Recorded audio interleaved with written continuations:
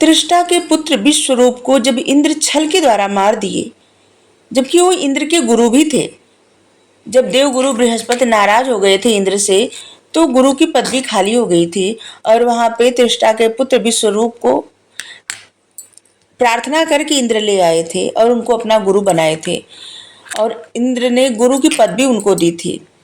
लेकिन इसके बावजूद छल से यज्ञ करते वक्त विश्वरूप को इंद्र ने मार दिया और जिसकी वजह से उनको ब्रह्म हत्या का पाप लगा। ब्रह्म हत्या का पाप लग जाने के बावजूद इंद्र को कोई गम नहीं हुआ और उन्होंने अपने पाप सारे लोगों में बांट दिए और इसके बाद जाकर के राज सिंहासन पर बैठ गए, इंद्र के सिंहासन पर बैठ गए।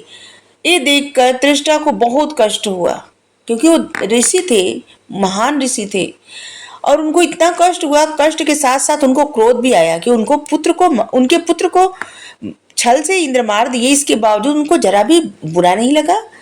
और वो ब्राह्मण है, ब्राह्मण के मारने से उनको ब्रह्म हत्या का पाप भी नहीं लगा और लगा भी तो कि कैसे इंद्र है कि जाकर के अपने पाप दूसरों में बांट करके जाकर इंद्र के सिंहासन पर बैठ गए और जिससे त्रिष्टा को बहुत क्रोध आया, दुख हुआ और उन्होंने एक यज्ञ अनुष्ठान स्टार्ट किया और वो यज्ञ अनुष्ठान वर्षों तक चलता रहा, जिससे एक पुत्र की उत्पत्ति हुई वहां से और उस पुत्र का नाम वो रखे वृत्तासुर, जो महापराक्रमी था, सभी देवताओं को हराने वाला। और वो त्रिष्टा के कहने पर जा करके ब्रह्मा जी की कठिन तपस्या किए। वृत्तासुर ब्रह्मा जी की कठिन तपस्या किए और ये वरदान मांगे कि कोई भी उनको न मार सके, ना लोहे की वस्तु से, ना लकड़ी से, ना हाथ से, मतलब हर एक चीज वो मांगे थे कि कोई उनको किसी भी तरह से मार ना सके। और इसके बाद तपस्या जब पूरी हुई, ब्रह्मा जी उनको वरदान दिए और वो आए, इंद्र पर आक्रमण कर दिए।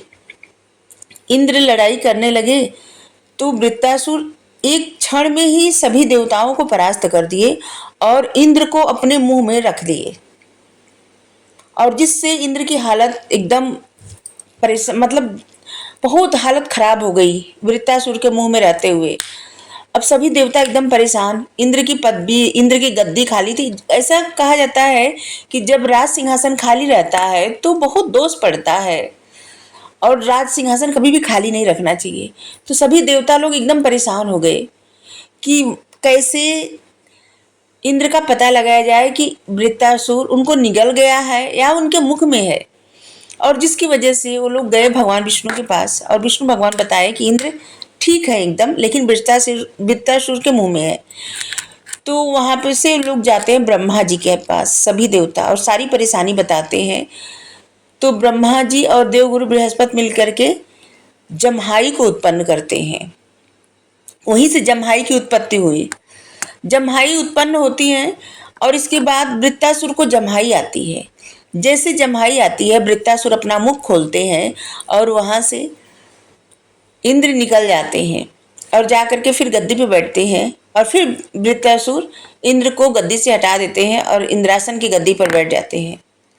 लेकिन सभी देवताओं के कहने पर सप्तऋषि जाकर के वृत्तासुर को बहुत मनाते हैं, समझाते हैं कि इंद्र से मित्रता कर लें। अब तो इंद्रासन की गद्दी उनकी हो ही गई तो इंद्र से मित्रता कर लें, क्योंकि इंद्र अगर मित्रता वृत्तासुर से नहीं करते तो वृत्तासुर को कभी मार ही नहीं पाते, क्योंकि वृत्तासुर असुर तो थे ही, महापराक्रमी थे, ब्राह्मण थे और इसके बावजूद वो भगवान के भक्त भी थे।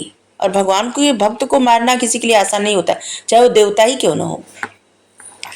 तो इंद्र उनसे दोस्ती कर लिए और इसके बाद दधीचि मुनि का अस्थियां लेकर के आए और जहाँ से वो वज्र बनाए और उसी वज्र के माध्यम से उस समय वृत्तासुर को मारे थे। जिस समय वृत्तासुर शाम का वंदना अर्चना कर रहे थे, न सुबह थी न रात थी, ऐसे मतलब ऐसा समय था कि जहाँ पे धोखे से इंद्र ने अपने वज्र से वृत्तासुर का वध कर दिए।